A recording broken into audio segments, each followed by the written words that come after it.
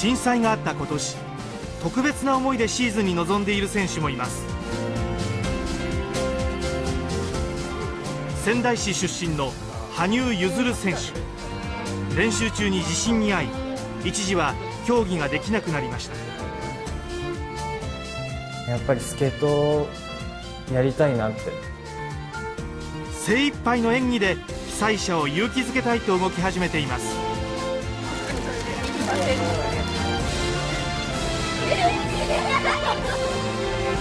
そしてですね、今年は3月11日以降、東日本大震災がですね、スケーターの皆さんにも影響を与えました。そしてスケーターたちは被災者の皆さんを励まそうという思いでリンクに立った方もたくさんいらっしゃいました。特にその思いが強かったと思うのが仙台出身の羽生結弦選手ですね。羽生選手は16歳、先月の中国大会では4位に入りました。仙台で被災をしまして一時避難所暮らしも経験したという羽生選手、実はですね、本田さんが10代の頃、この羽生選手と同じ練習場で練習した経験があるんですね。中学も高校も同じなんですよ。でこのリンクも僕が小さい頃から滑ってたリンクですので、思い出のいっぱいあるリンクなんです。そして羽生選手に対する思い入れもね、人一倍強いと思いますけれども、はい、でその本田さんがですね、実は先日、羽生選手のもとを訪ねました。もう瓦礫の山ですね、これ。先日本田さんは初めて被災地を訪れました。目にしたのは10代の頃過ごした町の変わり果てた姿です。すごい被害だったんだなっていうのが何とも言えないですよね。到着したのは羽生結弦選手が練習するスケートリンク。かつて本田さんも通っていました。懐かしいです。僕も小学校の時からずっとこのリンクで練習してたんで。お、ゆず元気？元気です。どうも久しぶり？お久しぶりです。どう調子は？まあそこそこだとは思いますけど、まだまだ試合。今シーズングランプリシリーズ2年目の挑戦となる羽生選手、若手のホープです。ゆずる羽生。努力で身につけた4回転、軸のぶれないジャンプ、精度の高さには定評があります。しなやかな体と手足の長さを生かした豊かな表現力も強みです。震災で地震が起きた時に、どこにいてどういうふうに？真ん中ぐらいで、ちょうど柱がないので、あそこで、そこで先輩にしがみついて揺れてたっていう形で、そこから靴履いたまま四つ這いで足が震えてたんですよ、でここら辺から出てきて、もう本当にこういう感じで、こういう感じで、氷なのに波打ってたんで。スケートリンクは震災で大きな被害を受けました。排水管が故障し、氷を作ることができなくなったのです。自宅が全壊した羽生選手。避難所となったこの体育館で4日間生活しました。その避難所で生活をしたと、その時の状況とか気持ちっていうのは？もうなんかスケーターとしての気持ちじゃないんですよね、やっぱり。もうとにかくその地震から逃れて生活することが第一、生活を大前提に考えて、その後にスケートのことがついてくるっていう状況だったんで、もう本当にスケートのことなんか頭になかったですね、その頃は。滑れない日々が続いていた羽生選手。リンクへ戻るきっかけとなったのが、本田さんたちが企画した被災地支援のショーに出演したことでした。ショーに滑った後でたくさんの方々が立って拍手をしてくださったりだとか、感動して涙を流してくださったりだとか、そういうものを見て、やっぱりスケートやりたいなってすごい純粋に思えたなって思います。その後、羽生選手は国内で開かれるほぼ全てのショーに出演しました。北は青森から南は福岡まで、仙台のリンクが使えないため各地のショーに出ることで練習不足を補ったのです。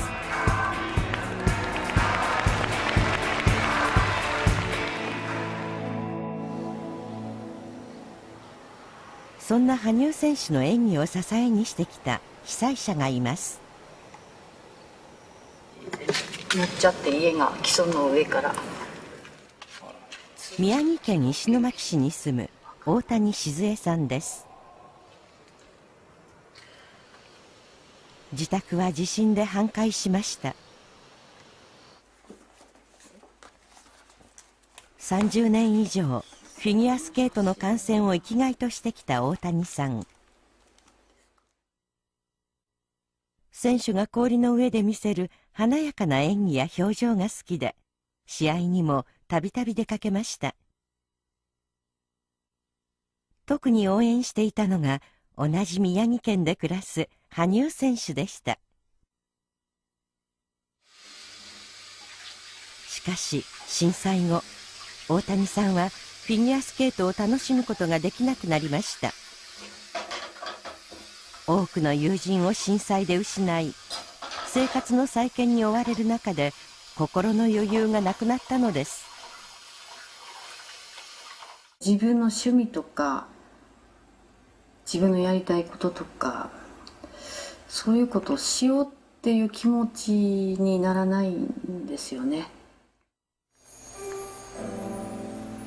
大谷さんに立ち上がるきっかけを与えてくれたのが、アイスショーで滑る羽生選手の姿でした。逆境に負けず力強く滑る姿に心を打たれたといいます。彼も苦しいけれども変わらずにそこにいて滑っているっていう、そのことがまず嬉しかったですね。少しでも変えていこう、その次の日また少しでもちょっとできることをしていこうとか、気持ちを変えていこうっていう、そういう気持ちにやっぱりなりますよね。ああいう頑張ってるゆずぴの姿を見るとね。先月、羽生選手にとって被災地で初めての公式戦が行われました。今シーズンフリーの曲に選んだのはロミオとジュリエット。愛する人と会えない切なさを描いたこの曲に、羽生選手は被災者への思いを込めています。被災してもう一生会えない方もいらっしゃるかもしれないですし、また今生活が大変な中で会えないっていう方もたくさんいらっしゃると思うので、そういう思いをメッセージというか、そういうことを届けられたらなというふうには思ってます。人と人とのつながりの大切さを思いながら演じきりました。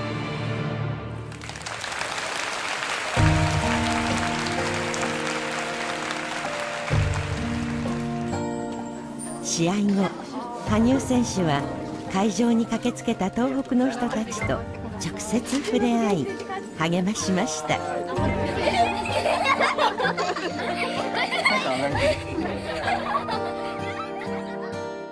仙台というか東北の被災された方たちにこう力をあげたいとか、そういう思いで滑ってたのが、こんな被災してても頑張ってこれたんだねとか、そういう意味を込めて元気になってもらえれば、また前を向いていただければ、そういう力になれれば嬉しいかなというふうに思ってます。16歳ですよ、本田さん。立派ですよね。そうですね、本当にまだ瓦礫が残っている場所もあったんですけど、仙台のリンクが本当に子どもたちが笑顔で滑ってるのを見れてすごい嬉しかったですね。ああ、そうですか。でもしばらく練習場が見つからずに、普通の練習できなかったんですよね、はい、そういったブランクっていうのは選手にとってはどうなんでしょうか。やはり何日かリンクに上がらないだけでも感覚が変わってしまうので、そういうもんですか。それが数週間数ヶ月になったらもっと怖いとは思うんですが、今年の夏すごいショーに彼は出てて、4回転もかなりの成功率で飛んでたりしましたので、4回転をどんどん飛んでましたか。はいでショートプログラムやフリープログラムをこう披露することで、通しの練習ですよね。プログラムをしっかり通せる体力をつける滑り込みの練習をショーの間でやってましたね。意識高いですね。そうですね。自分のその、技術をこうキープするために16歳でそれだけ精神力を持っているのは八木沼さんもね、いやいやいやいやオリンピックに出た選手ですけど、でも本当にやっぱりその震災後すごくやっぱり自分にかかるこういろいろなものが変わってきたと思うんですよね。で自分もその被災してで、練習もできない時期も送って、でもだからこそそのスケートでやっぱり自分が滑ることによって少しでも何かを伝えていきたいっていう気持ちがまた昨シーズンとは違うものが芽生えてきたんじゃないかなというふうには思いますよね。なるほど。本当にこう自分のことも非常にこうそれで精一杯になってもおかしくないぐらいの状況だったわけですよね、羽生選手は。この精神的な強さっていうのはどうでしょう、本田さんから見ると将来も楽しみじゃないですか。いや本当に強い選手ですよね。ジャンプだけではなく毎日の練習でも 100% 練習するっていう気持ちを持っているので、今シーズンすごい楽しみですね。もともとね人気の高い選手でしたけども、こういった姿を見ると本当に八木さん応援したくなる気持ちに上がりますよね。そうですね。こう試合を想定した練習が今できていると思うので、今シーズンもこれから楽しみだなと。そうですね。今後も楽しみです。頑張ってほしいと思います。